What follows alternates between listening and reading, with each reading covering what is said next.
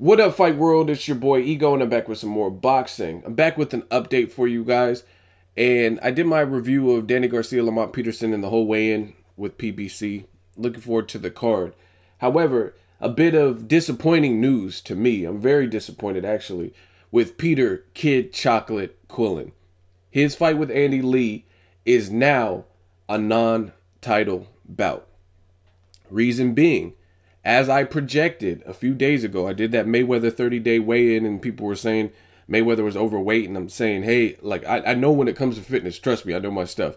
Mayweather has 3 weeks to lose 3 pounds. You know what I'm saying? Very different than other situations. And I even said in that video, the people that I'm concerned with their weight is James Kirkland and Peter Quillin. And I said Peter Quillin looked too big at the media weigh-in, at the media day, excuse me. And it was true, because he came in overweight. He re-weighed in 90 minutes after he went to try to shed the pounds, and he still came in overweight, making Andy Lee's belt no longer up for grabs. So even if Peter Quillin knocks Andy Lee out in the first round, guess what? He gets no belt because he re-weighed in and he was 160.6, still 0.6 over the contracted weight of 160 at middleweight. And the reason I'm disappointed, I think it is highly unprofessional that you are a pro fighter, you're getting paid 6 digits or whatever you're getting paid, and you don't make weight. I mean, it's just period. There's really no excuses. Peter Quillin is young enough to, you know what I mean, to the point where his body should be able to respond. So to me, that stipulates maybe you didn't do some of the proper things in the gym. And then somebody was trying to argue with me saying it's nothing to lose 1.5 pounds. And that's false, because cutting weight is a dangerous process. And I even responded to that person. But let me break it down in this video. Cutting weight is a very deadly and dangerous process if you do it wrong. Now, the body is a very highly complex machine. It really is. You know what I mean? There's certain things that are like pre-built in. You have a production system for replenishing and recovery and different stuff like that. So when it comes to cutting weight, if you struggled, so like let's say Peter Quillin, this is just hypothetical, I'm just giving people some education. Let's say Peter Quillin worked out hard, he had a sauna suit, and he struggled to make the first initial weigh-in weight of, I think it was like 161.5 or whatever, right? And then to be told, hey, in addition to that, you got to lose almost another 2 pounds. You have to lose 1.5 pounds in 2 hours. That can be extremely hard. Losing that, it doesn't sound like much, but 1.5 pounds, 1.5 pounds is a lot when you've already struggled to make the first initial weight. You have to do drastic things like run, get on a cardio for, you know what I mean? And like pedal really fast, the sauna, you have to do all kinds of throw up, you have to do all kinds of weird shit to try to cut that. And the reason I say the body is complex is because it is. Your body gets to a point where it might level out, it might plateau, meaning this is like your weight, you know what I mean? You've already reached a cap. So losing anything additional from that initial weight becomes very, very hard. Again, to the eye test or when you read it, you're like, oh, 1.5 pounds, that ain't shit. But it is shit when you have to lose it in 2 hours.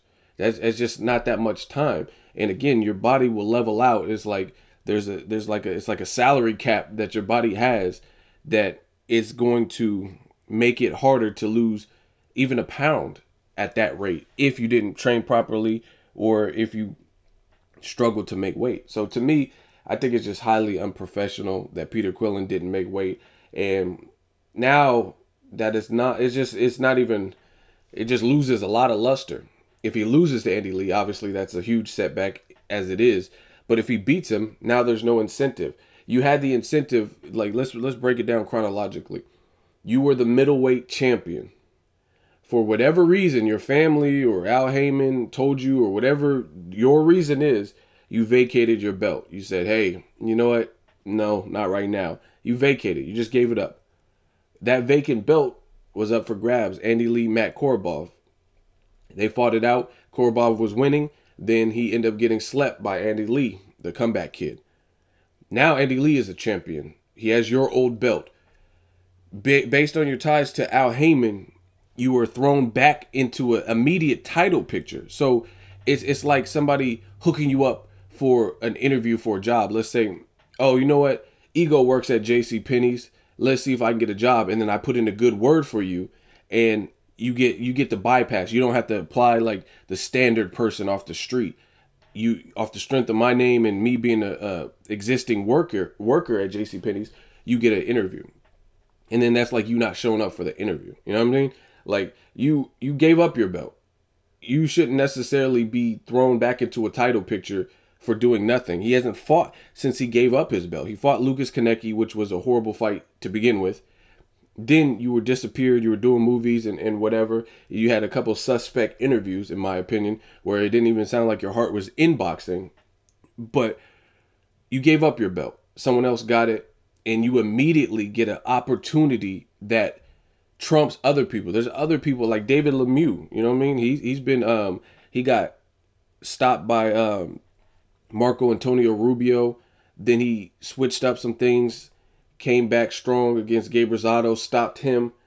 And although he's fighting Hassan Nadam, he should be fighting him for a belt. There's other people in your division that are due those same, you know what I mean? Danny Jacobs, he survived cancer.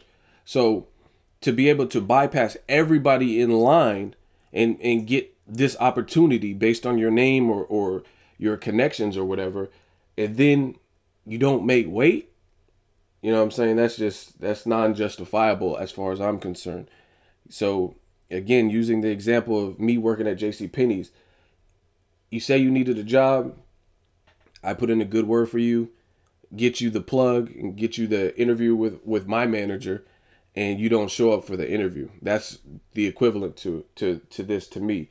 Peter Quillin vacated his belt, said, you know what? I got other things to worry about here. I don't want this belt for whatever reason, right? And you immediately, you don't have to climb back up the ladder. You don't have to fight, you know what I'm saying? No Kumite type tournament or Super 6 tournament or whatever to climb back up the ladder and put yourself in that spot. And you're afforded this opportunity and you squander it by not making weight. Horrible. You know what I mean? I have no other words. I've talked to Peter Quillin. I've interviewed him. This is not a personal attack. This is just my personal feelings about a situation. When you get these opportunities, like Eminem says, you only got one opportunity. You better lose yourself. And the moment you own it, you shouldn't have necessarily been in the title picture. So if you are afforded the opportunity based on whatever, make the most of it. Do your work in the gym and make sure you make weight. And I told you, like, the one thing that questioned me is where Peter Quillin's mindset was. Doing movies and stuff. All that stuff is easy to get you out. And I think he's already a big dude. I think he's already big enough to the point where he has to make a conscious effort to make middleweight. And that's the part of the game that is completely different. You got guys back in the 50s, 60s, they were just like good old-fashioned hard workers, you know what I mean? Like a lot of them dudes did stuff out of what they should have been doing. And what I mean by that is, like, naturally they're probably closer to a welterweight and they'll go up to fight to middleweight, you know what I mean? Because they're just tough motherfuckers and they had to, you know what I mean? There was no paydays or whatever at welterweight. So they'll jump up all these weight classes and stuff. And I'm not saying, obviously, times change and stuff. Boxing is more of a business. But now you got guys who, they crunch their bodies down into these low-ass weights. And they could really, like, you know what I'm saying? Like, some of these dudes fight at middleweight, but they could honestly fight at cruiserweight or fucking heavyweight probably. You know what I mean? If they wanted to do less work. But instead, they crunch themselves down and make these small weights and or miss these small weights. So overall, like I said, I'm not going to beat a dead horse. I've stated my opinion. Very, very disappointed with Peter Quillin. It just makes this belt, since it's a non-title belt or bout, it absolutely changes things and it makes it less worthwhile. I was really looking forward to this card, but who knows? You know what I'm saying? Like, I always question where people, like, let's say I'm in some kind of like poker tournament, and when I was initially in the poker tournament, when I signed up, there was a $10,000 pot, like the winner gets $10,000, and let's say the whoever puts on this poker tournament, they say, you know what, things came up, there's no longer $10,000 at stake. I could love poker all I want, but that takes away a huge incentive. So when it comes to the fight game, I always question where somebody's head is at, knowing that they no longer have something that was initially an incentive for them. They no longer have that incentive. Are they going to care? Are they, you know what I'm saying? How are they going to react to that? Because like I said, with the poker tournament, which is different from fighting, you don't have to take punches when you play poker, unless some of y'all are just violent and punching people out playing cards. But the point being is that incentive is now gone. How are you going to perform? Are you going to be like, damn, I really messed up? And are you going to perform the same without the same incentive? I really don't know. You know what I'm saying? So let me know what you guys think. Peter Quillin missing weight, non-title bout, any league, win or lose, gets to keep his belt. And another thing I hate about that, the last thing I will say is I hate, that's like, I'm a competitive person. So I love the sportsmanship involved in boxing. That's why you look at Danny Garcia, Lamont Peterson, great fight stylistically, but that's a catch weight fight. No titles on the line for that either. Even though they said the IBF is going to strip Lamont Peterson if he loses, it's still not the same as if the promoter and the promotion and the teams agreed upon the titles being at stake. So me being a competitive person, I feel like it should be high stakes. Things should be on the line. And now Peter Quillin already took himself out of the equation of getting a title. Now if you beat him, let's say you have a great performance. You just had a great performance. You're no longer a champion. You know what I'm saying? And Andy Lee could get knocked out and still be the champion. I don't like that. You know what I mean? Being the competitive person that I am. Drop me a comment. Let me know what you guys think. Make sure you like my video as always. Hate, comment, and subscribe. Till next video is Ego signing off.